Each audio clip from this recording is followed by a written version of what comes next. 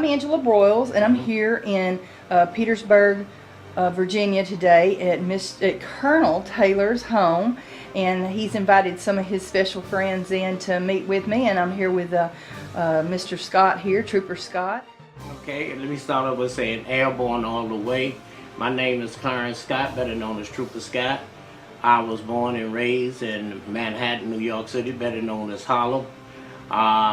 I have 3 sisters and 2 brothers. My family moved to New York City and Long Island, New York. And then from Long Island, New York, I went into service. I went into service in 1956 in July. I went through Fort Dix, New Jersey, 2nd Training Regiment, and from there, I went on to Fort Campbell, Kentucky.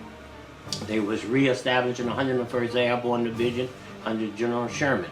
We took our airborne training right there at Fort Campbell, Kentucky. I was in what you may see the shirt I got on called Kerry. And you see the mark-up of an animal on my shirt is an ABU. And the ABU was mean A Company. I was in there from 1956 to 1958. After 1958, I went overseas to Germany. I didn't get a chance to go into the airborne unit right away, but the good thing about that, I went over on the ship that Elvis Presley was on, and then we got to Germany. They put me in the 14th Armored Cav, which was a Armored Cav tank unit for pulling border patrol along the Czechoslovakian border from Mansbach to Wissahickon. Right now, I'm retired, and all I do is do volunteer work over at the VA hospital. I belong to different organizations like the Veteran of Foreign Wars, and that's where I spend most of my time, going to schools, speaking at schools and things like that. Any of the guys that you were in Vietnam with, have you stayed friends with? Yes, you got one just came up now, Charles Perry. Him and I was in Vietnam together. We gyro over there together, and I have another good friend. He passed now.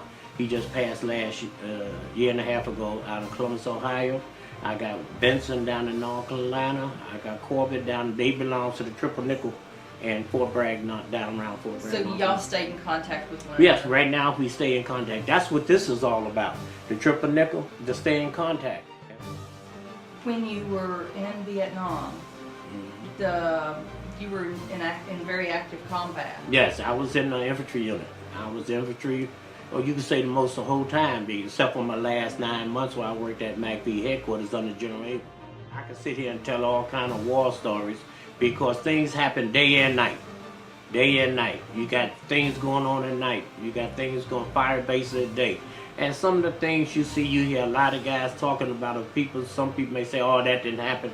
But it's true, like a tunnel rat. You go, somebody tie a string around your ankle, and you crawl in this hole, and all you got is a 45 and a flashlight. Did you do that? Yes, and you look and see what was in there. And people have built complexes underneath the ground. They had the kitchen, they had the room where they buried people at, they had the room where they eat at, they had the place where they sleep at, and they had their hospitals underground. And our job was mostly to go in there and try to flush them out and to get them out. But it's one of the things you want to do before you go in there, and they had several ways. Some people would take a HE round and put it in that hole and shoot a HE round through there first, and they shoot a smoke grenade in through there and see where the smoke come out on top of the ground, but that's where the air vents